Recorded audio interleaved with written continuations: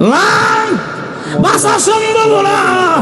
এই জন্য আল্লাহ রাব্বুল আলামিন বলেন আইনামা তাকুনু ইউদরিকুমুল মাউত, কোথায় পালাবে মরণ থেকে, কোথায় ভাগবে মরণ থেকে। এরপর অংশে আল্লাহ নিজে ব্যাখ্যা দিয়া বলেন ওয়ালাউ কুনতুম ফি বুরুজিম মুশাইয়াদা, যদিও তোমাকে লোহা নির্মিত দুর্গে রাখা হয়, এমন একটা রুম বানাইছি, ঘর বানাইছে, যে ঘরে লোহা দিয়া ঘর বানাইছে, যে ঘরে দরজাও নাই, জানালাও নাই, ছিদ্রও নাই, বাতাস ঢুকার কোনো ক্ষমতা নাই, এমন একটা রুমের ভিতরে আটকায়া রাখলেও সেখান থেকেও আজরাইল আনার ক্ষমতা আছে নি? আজরাইল আমি জানি যে কোনো সময়ে মালাকুল মউত সামনে আসতে পারে। এই জন্য আমি যখন ঘর থেকে বের হই, ওযু করে ঘর থেকে বের হই, এখন আমার গায়ে ওযু আছে। আজরাইল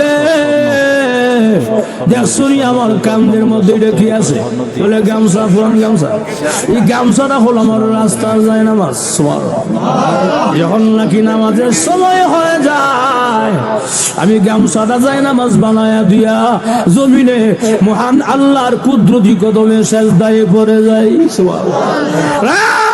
আজরাইল অসুবিধা নাই রে, আমি জানি যে কোন সময় মরণ হবে আমার।